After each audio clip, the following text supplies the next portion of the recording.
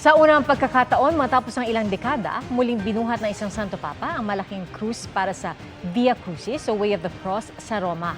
Inikot ni Pope Leo XIV ang 14 na istasyon sa pamosong Colosseum para sa prosesyon. At matapos ang prosesyon, ipinagdasal niya ang mga naulila ng iba't ibang giyera at mga anak na pinadeport na migrante. Ito ang kanyang unang Semana Santa bilang Santo Papa. Bago ang Via Crucis, pinangunahan niya ang Passion of the Lord service sa St. Peter's Basilica. Winner by knockout ang panganay na anak ni Pabasa-Kamao Manny Pacquiao na si Jimwell sa kanyang pro boxing lightweight match kontra sa Amerikanong si Derek Gates. Napanahon ni Jimwell si Gates sa second round. Binilangan ng referee ang kalaban na dating MMA fighter. Na makabangon si Gates saka nakahanap ng magandang tiyempo si Jimwell at muling inatake sa midsection ang kalaban. Dito na nahirapan makabangon si Gates. All out ang suporta ni Pacman na naroon mismo sa laban.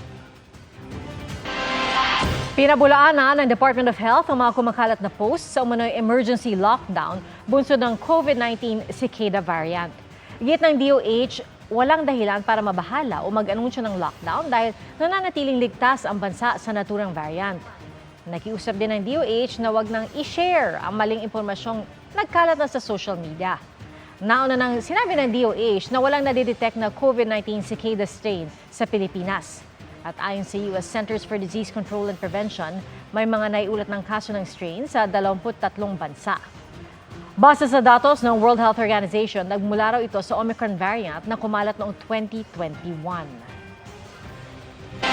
Sumiklab ang magkakahiwalay na sunog sa Maynila at Cagayan de Oro City. Sa Santa Mesa, Maynila, 4 na pamilyang nawala ng tirahan sa sunog sa isang condominium building pasado alas 9:30 kagabi. 2 sugatan. Inaalam pa ang pinagmula ng apoy at ang halaga ng natupok na ari-arian. 3 bahay naman ang natupok sa Santa Ana kaninang pasado alas 8 ng umaga. Nahirapan ang mga bombero dahil sa masikip na daan at mga sasakyang iligal na nakaparada. Patuloy na iniimbestigahan ang sunog. Abot naman sa 200 residente ang apektado ng sunog sa isang residential area sa Cagayan de Oro City. Gawa sa light material sa mga bahay kaya mabilis na kumalat ang apoy. Umabot sa 2 alarma ang sunog. Isa sa mga tinitingnan pinagmula ng apoy ay ang sumabog na butane canister. Tumutuloy muna sa covered court ng barangay ang mga nasunugan. Patay sa pamamaril ang 2 pulis at isang tauhan ng Bureau of Corrections sa Puerto Princesa City, Palawan, kagabi. Sa inisyal na impormasyon ng barangay, nangyaring insidente sa isang lamay kung saan isang pulis daw ang nasuntok. Umalis at kalaunay bumalik ang naturang pulis nang may kasama ng ibang tao kabilang ang 2 nabaril na pulis. Patuloy ang investigasyon at pagtugis ng pulisya sa mga salari. Mariing kinundina ng Puerto Princesa City Police Office ang insidente.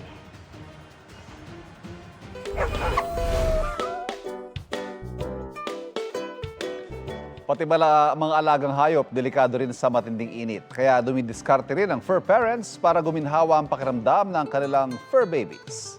Alamin yan sa Usapang Pets ni Katrina Son. The heat is on ngayong dry season. Kaya ang ilang fur baby certified tag-init ready. Sa outdoor adventure man o kahit indoors, dapat presko ang mga alaga. Ang fur mom na si Christine, tinitiyak daw na stress-free ang kanyang mga aso. Sa bahay namin, lagi po kami nakabukas yung aircon. Hindi naman 24 hours, pwede rin electric fan. Tapos minsan, pag pinapakain namin, wet food po, galing sa ref. Pero nilalagyan ko lang ng konting tubig lang. Tapos lalo na pag nauuhaw sila, nilalagyan po namin ng water with cold ice. Ang alaga naman ni Leticia naka-stroller kapag inilalabas, complete with wet wipes at portable fan. Kaya pag mainit ang panahon, lumalabas yung dila. Kaya nagdala po ako ng tubig para bawas sa kanila yung init ng panahon ngayon. Pinagugupitan din niya ang mga alaga. Ayos naman daw iyan ayon sa isang veterinarian. Basta, pagupitan po ng mas maayos yung buhok ng pets natin. Huwag lang yung kalbo, kasi pag kalbo, mas magkakaroon ng direct sunlight, itrim lang natin. kung ilalabas ang pets, iwasan ang mga oras na tirik ang araw o 10 a.m. to 4 p.m. Painumin sila ng malamig na tubig at huwag baliwalahin ang pagkahingal ng alaga. Pagka hindi nila na-close yung mouth nila, ibig sabihin merong respiratory distress na nangyayari dun sa ating mga alaga. Kapag lumala ang hingal, itakbo na ang alaga sa pinakamalapit na vet clinic. Katrina Son, nakatutok, 24 oras. Kilig ang hatid ng sweet moments sina Katrina Halili at Chris Lawrence sa gitna ng kanilang quality time sa Palawan kasama ang kanilang anak na si Katie. Ano na nga ba ang kanilang real score? Alamin yan sa aking chika. Kilig overload ang teaser ng upcoming vlog ng aktres na si Katrina Halili. Sa gitna kasi ng pag-aura niya sa beach, biglang lumitaw ang kanyang dating partner na si Chris Lawrence. Isinulat pa ni Kat sa buhangin ang Mr. B na kanyang nickname kay Chris. Ang caption niya sa post, "This is where everything resets." Ang tanong ngayon ng marami, may nagkabalikan na nga ba? Maging si Chris, tila may ipinahihiwatig. Sa isang post, magkatabi sila ni Katrina at ang kanyang caption, "Ang ganda naman ng view." Ngayong Holy Week, may pa-quality time sina Katrina at Chris kasama ang kanilang anak na si Katie. Naghiwalay ang dalawa noong 2014 at 2023 nang magdesisyon sila sa isang co-parenting setup.